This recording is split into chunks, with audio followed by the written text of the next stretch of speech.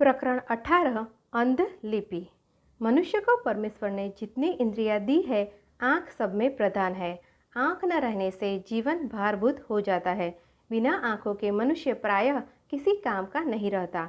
एक इंद्रिय के न रहने से अथवा उसके निरुपयोगी हो जाने से अन्य इंद्रियों में से एक आध इंद्रिय अधिक चेतनता दिखाने और अपने काम को विशेष योग्यता से करने लगती है। इसी से जो मनुष्य चक्षुर इंद्रियहीन हो जाता है, उसकी स्पर्श शक्ति प्रबल हो उठती है।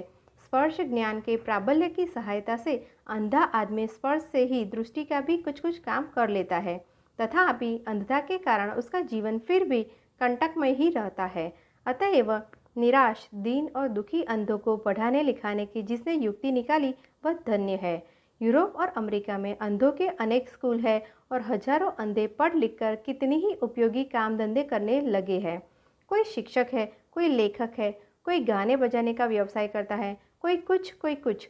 जो लोग इस तरह का कोई काम नहीं करते वे भी पढ़ने लिखने में लगे रहते हैं। अतएव उनका मनोरंजन हुआ करता है और जीवन भारभूत नहीं मालूम होता। बड़ी खुशी की बात है, अब इस देश के कलकत्ते और मद्रास आदि दो चार प्रसिद्ध नगरों में भी अंधों को शिक्षा देने का प्रबंध हो गया है। वहाँ पाठशालाएं खुल गई है, जिनमें लिखने पढ़ने के सिवा कला कौशल आदि को भी शिक्षा अंधों को दी जाती है। अंधों का पढ़ने के लिए पहले जिस तरह के ऊंचे उठे हुए अंग्रेजी अक्षर काम में लाए जाते थे, उनसे अंधों की शिक्षा में बहुत बाधा पहुंचती थी। कई तरह के टाइप इजाद किए गए, पर सब में और दोषों के सिवा सबसे बड़ा दोष यह था कि अंधे उनको पढ़ तो लेते थे पर लिख न सकते थे। लोगों का पहले यह ख्याल था कि बहरों का जैसे बहुत जोर से बोलने पर ही शब्द सुनाई पड़ता है, वैसे ही अंधों को बड़े ही बड़े अक्षरों का स्पर्श ज्ञान हो सकता है। अक्षर या टाइप जितने ही बड़े होंगे उतना ही अधिक सुविधा अंधों को होगा, परंतु यह उनको भूल थी। दृष्टिहीन हो जाने से अंधों का स्पर्श ज्ञान इतना तेज हो जाता है कि वे उठे हुए बहुत छोटे छोटे टाइप भी उंगली से छूकर पहचान सकते हैं। यही नहीं, किंतु रेशमी रुमाल के भीतर उंगलियों को रखकर भी वे अक्षर पहचान सकते हैं। अंधों को पढ़ाने में जिस तरह के टाइपों या अक्षरों से आजकल काम लिया जाता है, उनका नाम बैली टाइप है। फ्रांस में पेरिस नगर के निवासी लुई ब्रेली नाम के एक अंधे ने 1836 ईस्वी सन में पहले पहल इनका प्रचार किया। उनकी निकाली हुई वर्णमाला इतनी सरल है कि बहुत ही थोड़ी मेहनत से उसे अंधे सीख सकते हैं। उसे वे पढ़ भी सकते हैं और लिख भी सकते हैं। सिर्फ 2 ही 4 हफ्ते की मेहनत से अंधे इसे सीख जाते हैं और इसमें लिखी हुई किताबें वे उतनी ही आसानी और शीघ्रता से पढ़ लेते हैं जितनी शीघ्रता से चक्षुष्मान आदमी पढ़ सकते हैं। अंधे की इस अक्षर मालिका को वर्णमाला नहीं किंतु बिंदुमाला कहना चाहिए। यह माला 63 प्रकार के बिंदुओं के मेल से बनती है। 3-3 बिंदुओं सिफरों की 2 सतरें बनाई जाती है। वे सतरें एक के आगे दूसरी बराबर रखी जाती है। प्रत्येक सतर के बिंदु एक दूसरे के नीचे रखे जाते हैं। इन्हीं बिंदुओं में से कुछ बिंदु कागज के ऊपर जरा ऊंचे उठा दिए जाते हैं। इन उठे हुए बिंदुओं का क्रम जुदा जुदा होता है और प्रत्येक बिंदु समूह से एक वर्ण अथवा बहुत अधिक काम में आने वाले एक शब्द का ज्ञान होता है। कोई कोई बिंदु समूह ऐसा है जिससे एक वर्ण का भी बोध होता है और एक शब्द का भी। इस प्रकार 2 अर्थों के देने वाले बिंदु समूहों से जहाँ जैसा अर्थ मुहावरे के अनुसार अपेक्षित होता है वह वैसा ही निकाल लिया जाता है। कहने की जरूरत नहीं, यह बिंदु वर्णमाला अंग्रेजी वर्णों की ज्ञापक है। इस बिंदु मालिका में जितने बिंदु बड़े बड़े हैं वे सब कागज पर उभड़े हुए हैं। उन पर उंगली रखते ही अंधे जान जाते हैं कि ये किस अक्षर या शब्द के ज्ञापक है। प्रत्येक अक्षर के ज्ञापक इसी बिंदु मालिका को पास पास रखने से शब्द बन जाते हैं। प्रत्येक वर्णों के बीच कुछ कम और प्रत्येक शब्द के बीच कुछ अधिक जगह छोड़ दी जाती है, जिसमें एक शब्द दूसरे से मिल न जाए। वैज्ञानिक विषयों की इबारत लिखने में कुछ कठिनता होती है, क्योंकि टेढ़ी मेढ़ी संज्ञाएं, रेखाएं और शक्लें इस बिंदु मालिका के द्वारा नहीं बनाई जा सकती।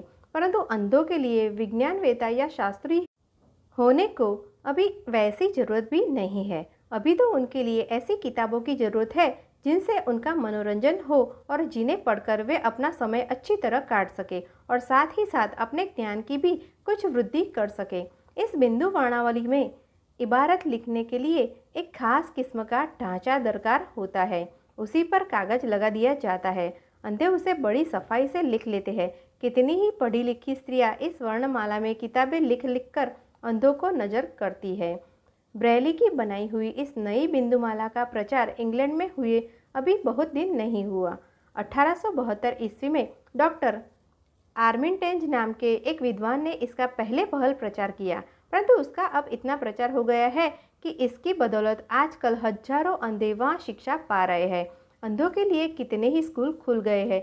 यही नहीं किंतु एक पुस्तकालय भी है। उसे कुमारी पार्था आर्नल्ड नामक एक जन्मांध स्त्री ने कुमारी हाउडन नामक एक अन्य स्त्री की सहायता से स्थापित किया था। इसकी स्थापना हुई लगभग 25 वर्ष हुए। अब यह लंदन के वेजवाटर नामक मोहल्ले में है। इस पुस्तकालय का वर्णन नारो अलेक्जेंडर नाम की एक स्त्री ने एक अंग्रेजी सामयिक पुस्तक में बड़ी ही मनोरंजक रीति से किया है। इस पुस्तकालय की सरपरस्त इंग्लैंड के राजकुल की एक महिला महोदया है। इसमें जो पुस्तकें हैं वे अंधों को पढ़ने के लिए दी जाती है। अंग्रेजी की जो पुस्तकें अंधों को लिए तैयार की जाती है उन्हें पहले आंख वाले आदमी को अंधों की लिपि में नकल करना पड़ता है। इसके बाद उनकी जितनी कापियाँ दरकार होती है उतनी अंधे कर लेते हैं। पहली कापी आंख वाले किसी आदमी को जरूर करनी पड़ती है। सुनते हैं, अंधों पर कृपा करके जो लोग इस तरह की पुस्तकें नकल करते हैं उनको यह काम बुरा नहीं मालूम होता। वे इसे बड़े चाव से करते हैं। जरा अभ्यास भर उनको हो जाना चाहिए। फिर अंध लिपि में पुस्तकें नकल करने में उनका जी नहीं उबता, उससे उल्टा उनका मनोरंजन होता है। अंध लिपि में पुस्तकें नकल करने में जगह बहुत खर्च होती है। अंग्रेजी के छोटे छोटे 5-5, 6-6 आने के जो उपन्यास बिकते हैं उनकी नकल करने में एक एक पुस्तक की 8-8, 10-10 जिल्दें हो जाती है। और जिल्द भी छोटी नहीं, 11 इंच चौड़ी और 14 इंच लंबी। बाइबिल की जो नकल इस लिपि में की गई है उसकी 35 जिल्दें हुई है। गिबन नाम के प्रसिद्ध इतिहासकार ने रोम का जो इतिहास अंग्रेजी में लिखा है वह 50 जिल्दों में समाप्त हुआ है। शेक्सपियर के नाटकों की कॉपी करने में भी इतनी ही जिल्दें लिखनी पड़ी है। अंध लिपि में लिखी गई एक जिल्द में 75 पन्ने रहते हैं और उसकी कीमत कोई 11 रुपये होती है। ऐसे एक जिल्द की नकल करने के लिए कोई 8 रुपये लिखाई दी जाती है। यह काम अक्सर अंधे ही करते हैं और खासा रुपया कमाते हैं। बाकी के 3 रुपये कागज और जिल्द बंधाई वगैरह में खर्च होते हैं। इस प्रकार गिबन के रोमन इतिहास की कीमत कोई 550 रुपये होती है। ऐसी कीमती किताबें बेचारे अंधों को सहज में मिलना मुश्किल बात है। इसी मुश्किल को दूर करने के लिए हेम्पस्टेड में पुस्तकालय खोला गया था। इस पुस्तकालय की कुछ ही दिनों में इतनी तरक्की हुई कि इसके लिए एक बहुत बड़ी जगह दरकार हुई और हेम्पस्टेड से उठाकर उसे वेजवाटर नामक स्थान को लाना पड़ा। इस समय कई 8000 जिल्द पुस्तकें उसमें विद्यमान है। प्रति वर्ष कम से कम 500 नई जिल्दें उसमें रखी जाती है। ग्रेट ब्रिटेन में सब मिलाकर 38,000 अंधे हैं। उनमें से 500 अंधे इस पुस्तकालय के मेंबर हैं और कोई 100 आदमी अंध लिपि में पुस्तकें नकल करने में लगे हुए हैं। जो लोग इस पुस्तकालय के मेंबर होते हैं उन्हें साल में 30 रुपये के करीब चंदा देना पड़ता है। हर एक मेंबर 1 महीने में 8 जिल्द पुस्तकें पा सकता है, परंतु जो मेंबर बहुत गरीब है उनके लिए चंदे का निर्घ 5 रुपये साल तक कम कर दिया गया है। गरीब अंधे 5 रुपये साल देने से महीने में 5 जिल्दें पढ़ने के लिए पाते हैं। इंग्लैंड में अंधों के लिए स्त्रियां अक्सर पुस्तकें नकल करती है। इसे वे पुण्य का काम समझती है और सचमुच ही यह पुण्य का काम है। धन संपन्न विलायती स्त्रियों को हास विलास, घूमने फिरने और नाच तमाशा देखने या दावत उड़ाने के सिवा और काम बहुधा कम रहता है। अतएव उनमें से जो परोपकार करना और दिन दुखियों को सहायता देना चाहती है वे अंधों की मदद करती है। वे अच्छी अच्छी पुस्तकें नकल करके अंधों के पुस्तकालय में रखने के लिए भेजती है। प्रतिदिन सिर्फ 2 घंटे इस काम में खर्च करने से एक साल में 4-5 जिल्दों की एक खासी पुस्तक नकल हो जाती है। अंध लिपि सीखने में न बहुत समय दरकार है और न बहुत मेहनत। कुछ ही हफ्ते थोड़ा थोड़ा अभ्यास करने से लोग इस लिपि में अच्छी तरह पुस्तकें नकल करने लगते हैं। अंधों में शिक्षा की अब इतनी उन्नति हो गई है कि उन्होंने 2 साप्ताहिक समाचार पत्र निकालने शुरू किए हैं। एक का नाम है वीकली समरी, दूसरे का ब्रेली वीकली। इनके संपादक, लेखक और समाचारदाता सब अंधे ही है। वर्तमान राजनीतिक, सामाजिक और धार्मिक विषयों में इंग्लैंड और अमेरिका के सामयिक पत्रों और पत्रिकाओं में जो उत्तम उत्तम लेख निकलते हैं वे काट कर अलग एक पुस्तक में रखे जाते हैं। फिर वह पुस्तक अंध लिपि में नकल की जाती है और अंधों के पुस्तकालय में रखी जाती है। उसे अंधे बड़े चाव से पढ़ते हैं और दुनिया में क्या हो रहा है इसे अच्छी तरह जानकर अपने समाचार पत्रों में अपने विचार प्रकट करते हैं, मुख्य मुख्य बातों की आलोचना करते हैं और कभी कभी ऐसे ऐसे लेख निकालते हैं जिन्हें पढ़कर चक्षुमान्य आदमियों को आश्चर्य होता है। अंधों ने इंग्लैंड में एक क्लब भी स्थापित किया है। उसके मेंबर अमेरिका और यूरोप में भिन्न भिन्न देशों में रहने वाले अंधों से एस्पेरांटो भाषा में पत्र व्यवहार करते हैं। अंधों पर कनाडा, ऑस्ट्रेलिया और अमेरिका की गवर्नमेंटों की विशेष कृपा है। इन देशों में अंधों के पत्र आदि डाक द्वारा मुफ्त भेजे जाते हैं। अंधों को संगीत से स्वभाव ही से कुछ अधिक प्रेम होता है। यह बात हमने इस देश के अंधों में भी देखी है। कई अंधों को हमने बहुत अच्छा तबला और सितार बजाते और गाते देखा है। अंधों की इस स्वाभाविक शक्ति को उत्तेजना देने के लिए इंग्लैंड में संगीत की भी पुस्तकें अंध पुस्तकालय में रखी जाती है।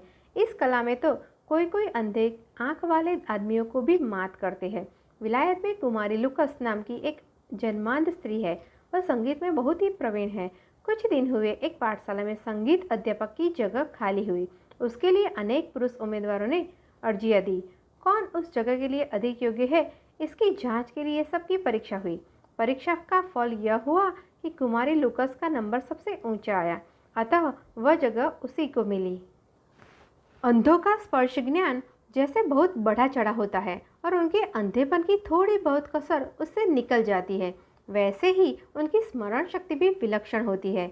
विवेचना शक्ति भी उनकी बहुत सूक्ष्म होती है। अंग्रेजी में डिंकिस के उपन्यास प्रसिद्ध है। एक दफे एक अंधा इनमें से एक उपन्यास नकल कर रहा था। उसमें एक जगह लिखा था कि उपन्यास का नायक एक शहर में जून के महीने में शाम को अपनी माँ से बातचीत कर रहा था, परंतु 2-3 अध्यायों के बाद उसी के विषय में फिर उसे यह लिखा हुआ मिला कि एक हफ्ते वहां रहकर जून की 2 तारीख को वह अन्यत्र चला गया। इसे पढ़कर अंधा फौरन बोल उठा कि यह तारीख गलत है। जून का एक हफ्ता एक जगह व्यतीत करके उसी महीने की 2 तारीख को वह अन्यत्र नहीं पहुंच सकता। इस पुस्तक की सैकड़ों आवृत्तियां छप चुकी है, परंतु तब तक उसके प्रकाशकों में से किसी का भी ध्यान इस गलती की तरफ नहीं गया। इस पुस्तक को लाखों आदमियों ने पढ़ा होगा, परंतु संभव है किसी पढ़ने वाले को भी यह गलती न खटकी हो। खटकी एक अंधे को।